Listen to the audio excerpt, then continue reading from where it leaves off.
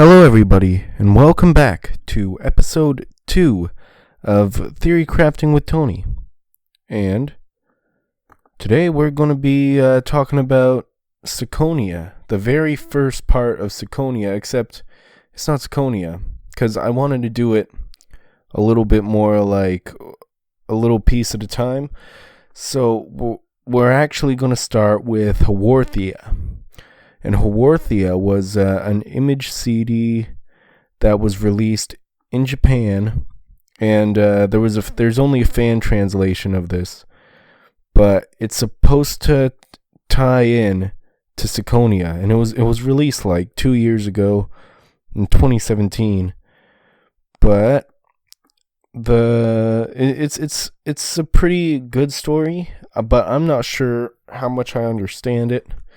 So right now, I'm going to do a theory craft on the booklet, and then next time I'll do a theory craft on the CD.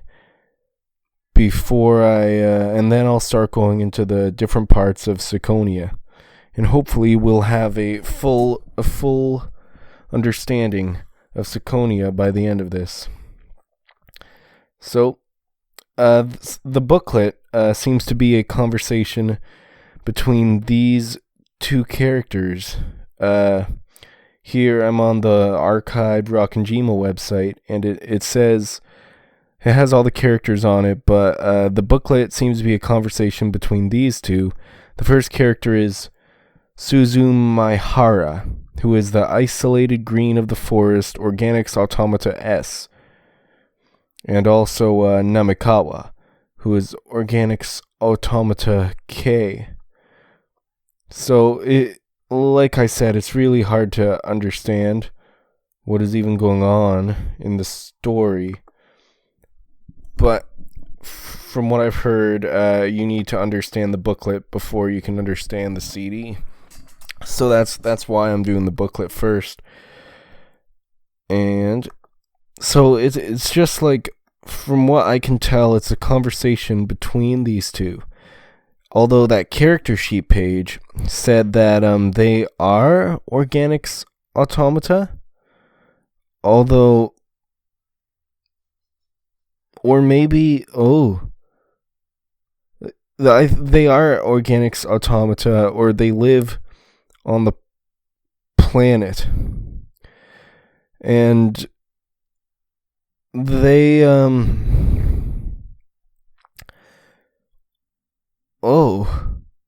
so they tried to help the planet become better.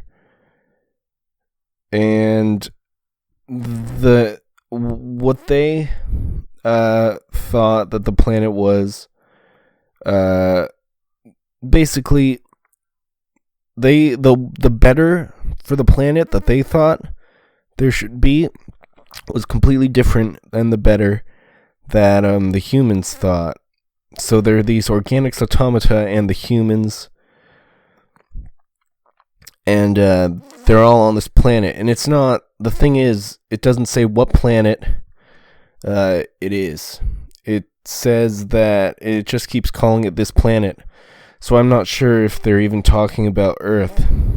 But I would like to think that they aren't talking about Earth.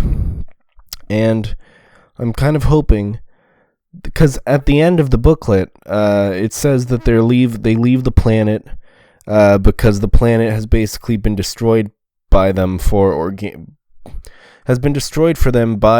Automata, and they have to leave. And they keep saying something similar to what they keep saying in Ciconia, which is guiding humanity. All is in the name of guiding humanity down the right path.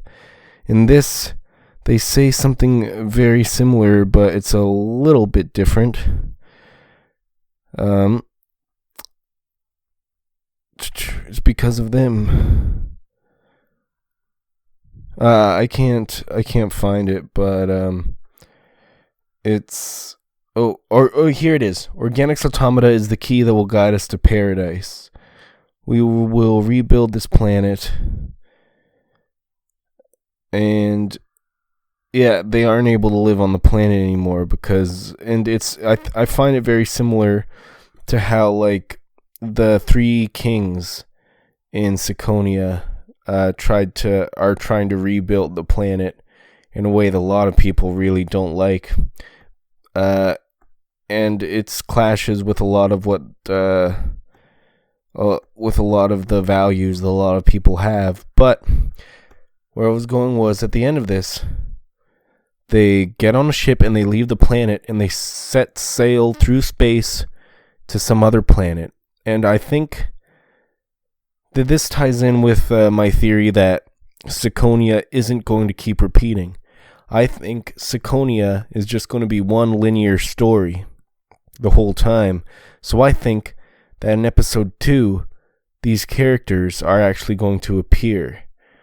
I think that Haworthia is going to tie into Ciconia a lot more than we would have thought before. And I think that these people leave their planet that has been destroyed by these other beings or these robots. I'm still not entirely sure what organics automata is, but at one point it's going on about how the organics automata are all killing each other, and some have wings and some swim. So it seems like they're either beings or a whole bunch of different types of robots. And so what I think is that we're gonna meet all of these characters in the next episode, or not next episode, the next phase of Ciconia, and since they've come from another planet, something that it doesn't say in the booklet is it doesn't even say what the people who are leaving thought a beautiful planet should be and what they wanted their planet to be. So what if the people from Ciconia get on a ship and leave as well after the whole world gets destroyed, and then they all end up on the same planet? And that would be really cool, because that would be even more open world than I thought. That would be open universe story. That would be even crazier and bigger than I would have imagined. Because like Ciconia happens on Earth in the future, but then I think Haworthia happens on a completely different planet, and it would be really, really awesome if it got, or it might have something to do with the door that when you go through it sends you 1,000 years in the future. They could get sent 1,000 years in the future, and space travel could be a thing, and then they could travel off to another planet. But I don't know, that doesn't really fit my theory of the planet being destroyed and them going off to another planet. But they could do that, and then someone else on Earth could go through that door, and then we'd be able to see, and then they could go off to the other planet too and see what became of it after 1,000 years, what became of the people after they left Earth. So that could be a really cool plot thing too.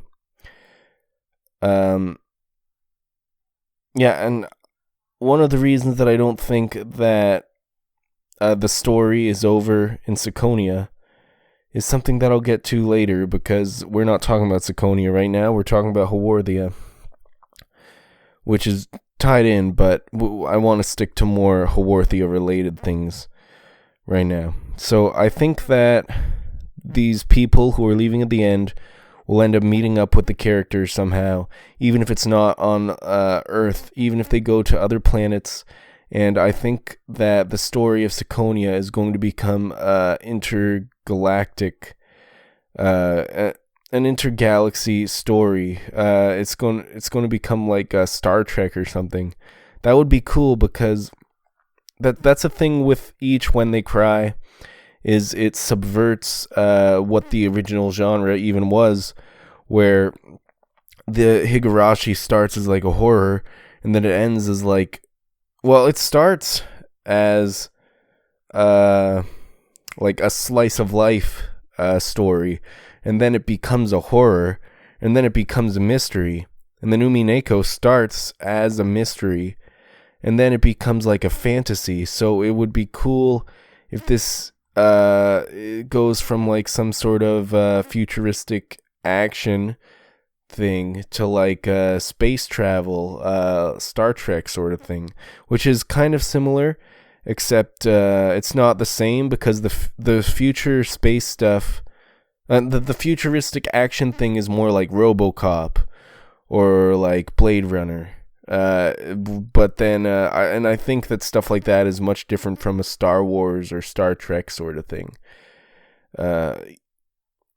Even though they might be in similar genres, I think that it's a very different. Even Back to the Future 2, there was no space exploration, but I'd call that like sort of like in the future sort of story.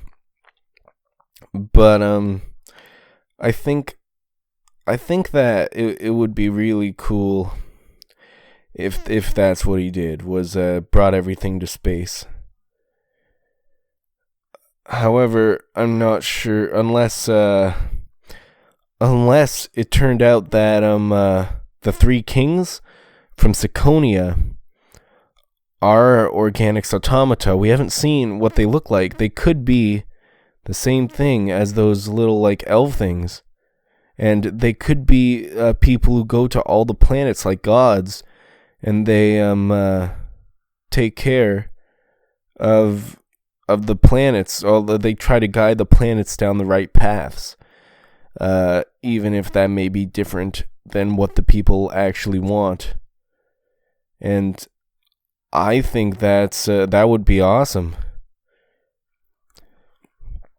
So that's how I understood. If I said anything that is completely wrong about the Haworthia booklet, because from what I read on the website that translated it, it's really hard to understand what's going on in Haworthia.